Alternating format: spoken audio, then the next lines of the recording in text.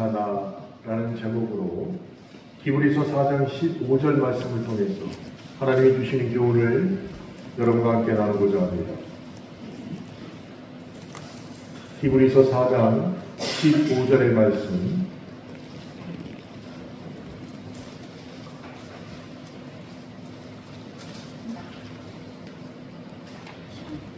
히브리서 4장 15절의 말씀 함께 읽겠습니다. 우리에게 있는 대제사장은 우리의 연약함을 동정하지 못하시기가 아니요 모든 일에 우리와 똑같이 시험을 받으신 이로되 죄는 없으시니라. 오늘 히브리서 4장 15절 말씀에서 저희는 두 가지 단어가 눈에 들어오게 되었습니다. 연약함과 죄는 없으시니라. 이 두 구절의 말씀입니다. 많은 사람들이 연약하기 때문에, 부족하기 때문에 저는 이런 죄를 지었습니다 하고 당연한 공식으로 얘기를 합니다. 그런데 연약해도 부족해도 죄가 없으신 분이 있다는 것을 성경은 우리에게 말씀해 주고 있습니다. 그래서 연약해도 괜찮습니다, 부족해도 괜찮습니다 라고 경험하시고 그 경험을 토대로 우리에게 말씀해 주시는 분이 바로 예수님이 있다는 것을 믿고 확신함으로 오늘 주시는 말씀을 받아들이시길 바랍니다. 해마다 연말이 되면 뉴스에 이런 훈훈한 소식들이 찾아오곤 하지요. 평생 노점에서 일하신 할머니가 어느 대학교에 몇 억을 기부하셨다. 얼마나 훈훈한지 모르겠습니다.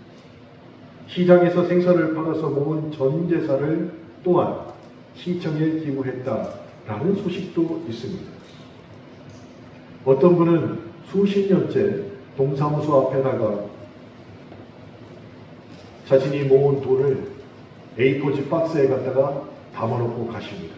그리고 전화해서 어떤 나무 밑에 돈이 있습니다. 가난한 자들에게 쌀을 팔아서 나눠주세요. 그 사람을 잡으려고, 범죄자도 아닌데 그 사람이 누군지 알아내려고 숨어서 사진을 찍는 사람도 있을 정도였어요. 그러나 그런 것들이 우리의 마음을 훈훈하게 하는 것도 역시 사실입니다.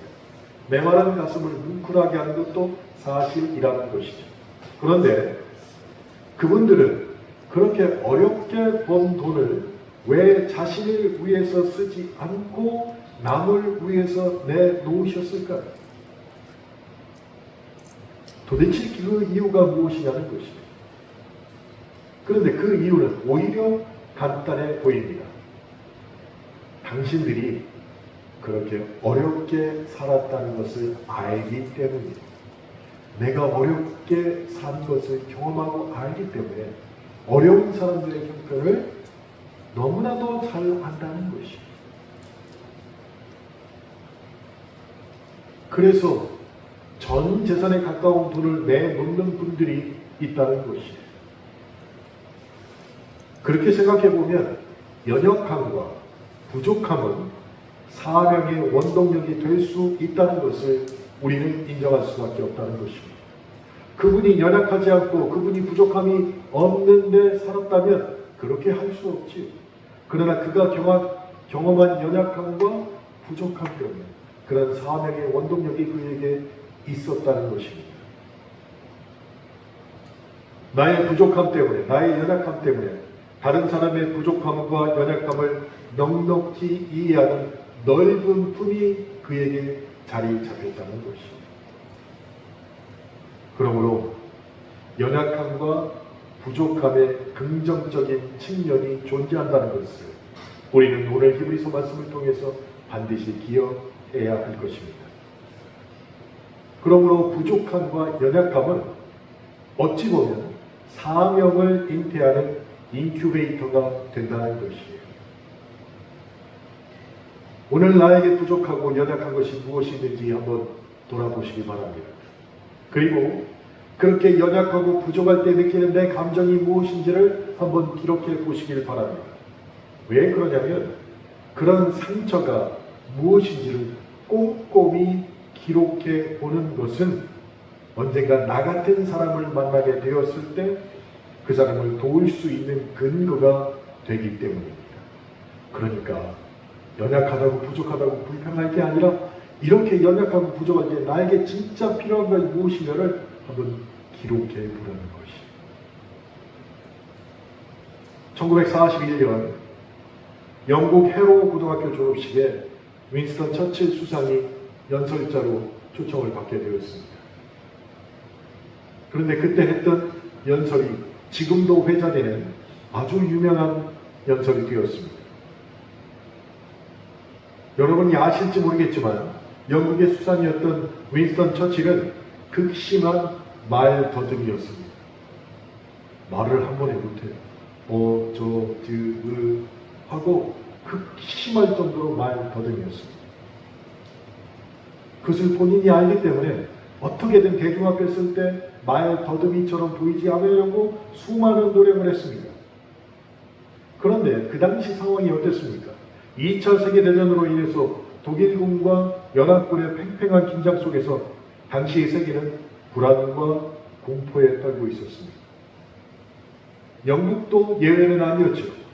영국의 수많은 젊은이들이 암담한 미래에 패배의식을 느끼고 뭘 하려고 하지 않았던 그런 사회 상황이 있었습니다.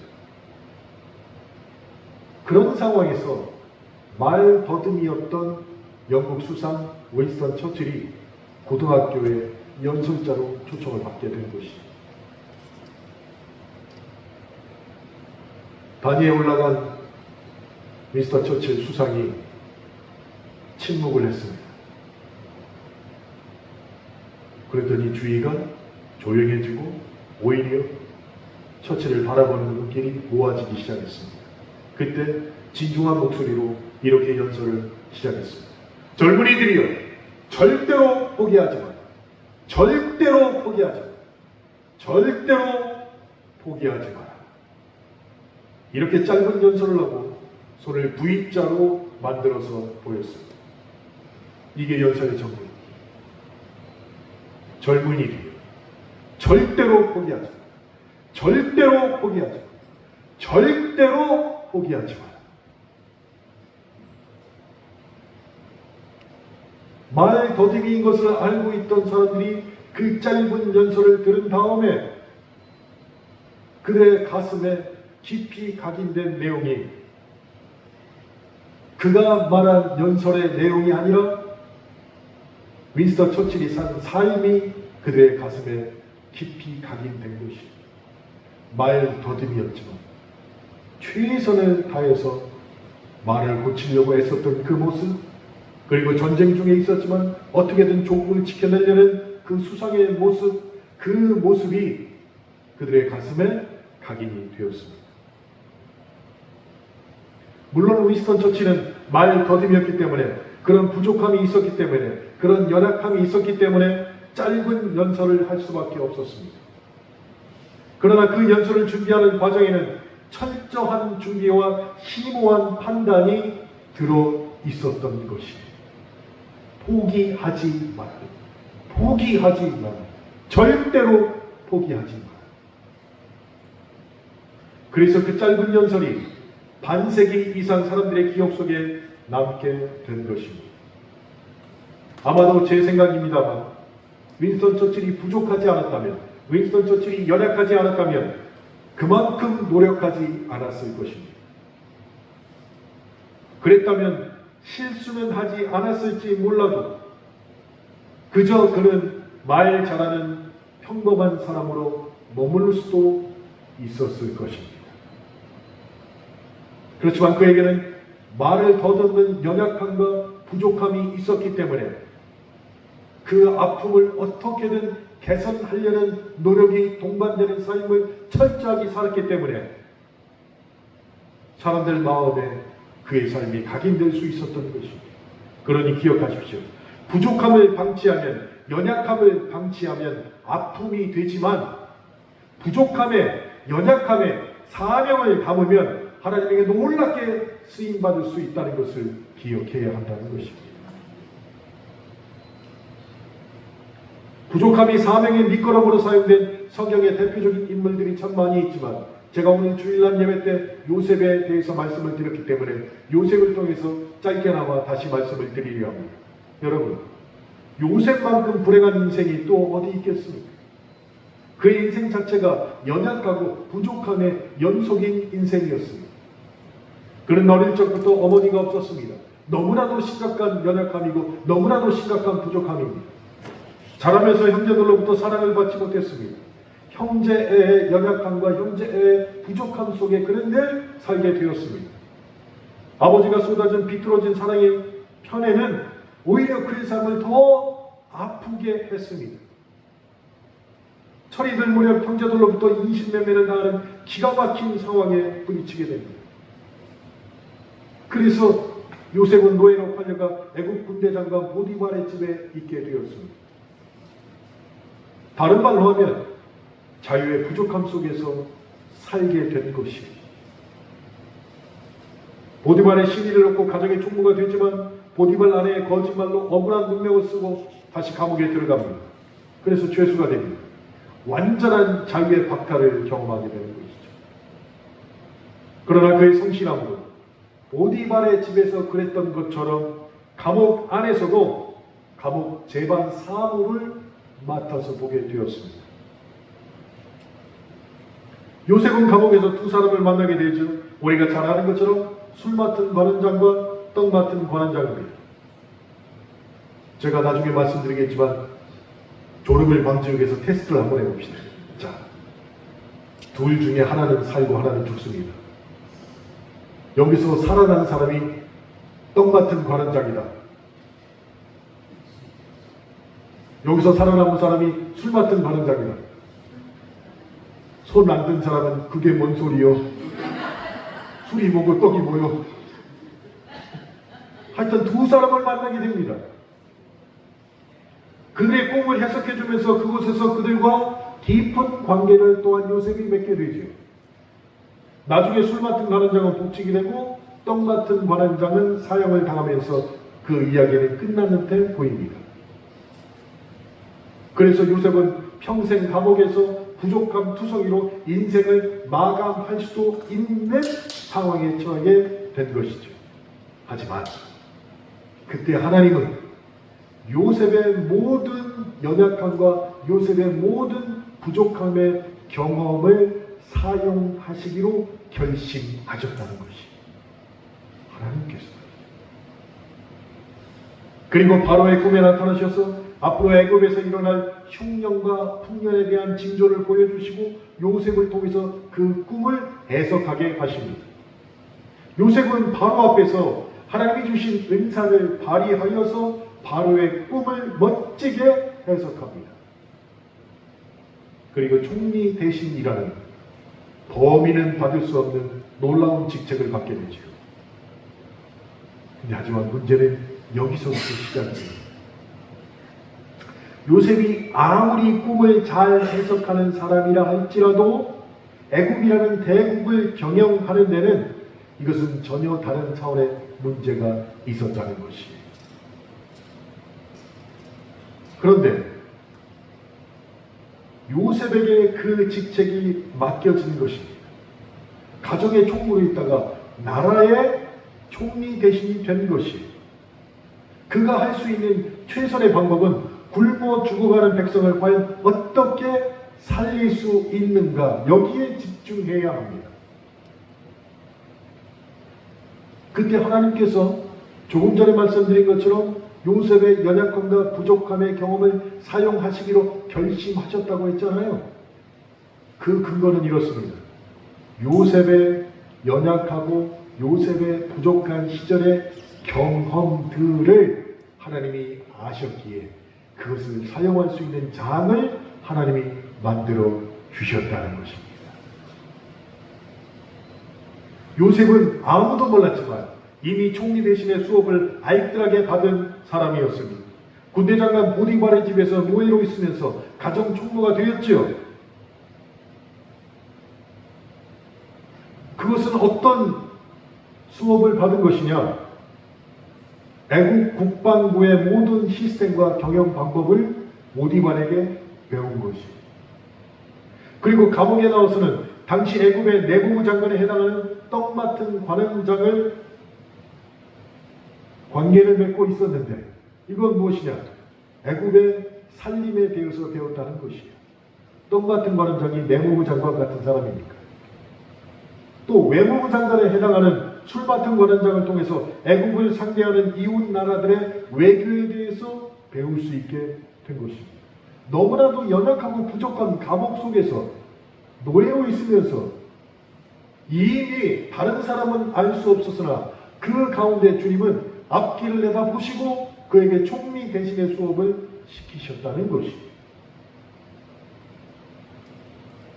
그렇게 요셉은 노예와 채술에 있으면서 국방, 내무, 외무에 대한 모든 것을 섭렵할 수 있는 최고의 과외 수업을 하나님께로부터 받게 된 것입니다. 그러니 절대로 신세 한탄이나 하고 있을 시간이 요셉에게는 없었다는 것이에요. 그곳에서 그 순간에 요셉은 최선을 다할 수밖에 없었습니다. 요셉이 보디발의 집에서 가정총무가 되기까지 성실했고 감옥에서 보디발의 아내를 원망하는 대신 죄수로서 모범적인 삶을 살았기에 총리 대신이 되었을 때 그의 모든 순간이 빛을 발할 수 있었습니다. 그렇다면 저와 여러분도 하나님이 비싼 값을 지불하고 시키시는 우리의 삶의 과외 수업을 불평이 아니라 성실히 임해야 할 줄로 믿습니다. 제가 병원에 가면 저희 담당 의사 선생님께서 매번 검사 끝나고 나서 하시는 말씀이 있습니다. 목사님, 그냥 다음 달부터 검사 받지 말고 약 타가세요. 이제 뭐 1년 6개월 지났으니까 약 타가셔도 됩니다. 올 때마다 3시간씩 기다리는데 체열하고 그리고 기다렸다가 보고 가는데 그 말을 듣고 싶은 거예요. 수치를 보니까 허용 범위 안에 들어와 있습니다. 이 말이 그렇게 내 마음에 안식이 돼요. 그래서 3시간을 기다려도 의사 선생님한테 그 말을 딱 들어야지 내가 한 달을 편하게 사는 거예요. 응? 허용 범위 안에 들어와 있습니다. 3번인가 허용 범위 밖에 있습니다. 조심하셔야 됩니다. 그 3개월 동안은 정말 조심했어요. 근데 그 입술 불과 짧은 1초, 2초입니다. 허용 범위 안에 들어와 있습니다. 허용 범위 밖에 있습니다. 요 아주 짧은 것 때문에 한 달의 삶이 내가 변한다는 거예요. 한 달의 삶이 변해요.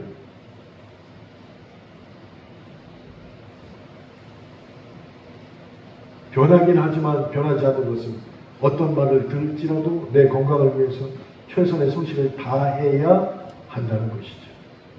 그럼 우리가 주님 앞에 섰을 때 하나님께서 정말로 비싼 값을 지불하고 우리의 인생을 통하여서 여러 가지 과외 수업을 시키는데 우리가 성실히 임하고 있냐는 것이. 때로는 가까운 사람이 생각지도 못하게 나에게 서운한 말을 합니다. 저게 미쳤나 할 정도. 저 미쳤지 저게 드디어. 이제 정신줄 났구나. 화만 낼 수도 있습니다. 근데 왜 그럴까? 하나님 나에게 이런 일을 당하시는 이유가 뭘까? 먼저 생각해 봐야 한다는 것이에요. 만약에 우리가 주인공 배우가 되었는데 외우기 어려운 대사를 나에게 주어진다면 에이 뭐 내가 주인공이 되고 하고 내 마음대로 각색해서 대사를 하면 그 드라마가 어떻게 될까요? 조기 종영되게 원하지 않습니까? 내 마음대로 바꾸면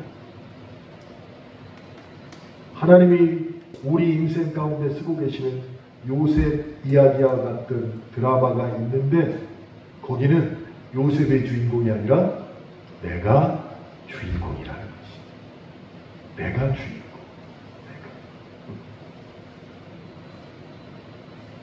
우리가 힘들다고 그 드라마를 각색하거나 중요한 역할을 빼버리지 않고 그냥 성실하게 나에게 맡겨진 일을 다 하고 임한다면 성경에 나오는 요셉 이야기는 요셉 한 사람의 영웅담으로 끝나지 않고 결국 우리의 인생 이야기가 될 수 있다는 것을 확신하시기 바랍니다. 오늘 오후 예배에 참석하신 사랑하는 성도 여러분, 부족한 인생, 녹록지 않은 살림살이, 사랑하는 사람들에게 다 해주고 싶은데 할 수 없는 연약함, 그런 모든 상황을 피할 수만 있다면 피하고 싶습니다. 예, 믿음을 갖기 전에는 절대로 나에게는 이런 일이 일어나서는 안 된다라고 생각할 수밖에 없습니다. 그런데 많은 경우에 우리의 부족함 때문에, 우리의 연약함 때문에 오히려 누군가에게 더 큰 위로와 용기를 줄 수 있다는 것을 오늘 말씀을 통해서 반드시 기억하시길 바랍니다. 그래서 오늘 설교 제목처럼 연약해도 부족해도 넌 아니야가 아니라 괜찮아, 이렇게 사시길 바랍니다. 옆에 있는 분을 바라보세요. 자기 부인부터 먼저 바라보세요. 남의 부인 바라보지 마시고 따라서 하십니다. 연약해도 부족해도 괜찮아, 이렇게 사시길 바랍니다. 우리에게 있는 대제사장은 우리의 연약함을 동정하지 못하실 이가 아니요 모든 일에 우리와 똑같이 시험을 받으신 이로되 죄는 없으시니라. 이 말씀이 우리에게 큰 위로가 되시길 주님의 이름으로 축원합니다. 찬송하겠습니다.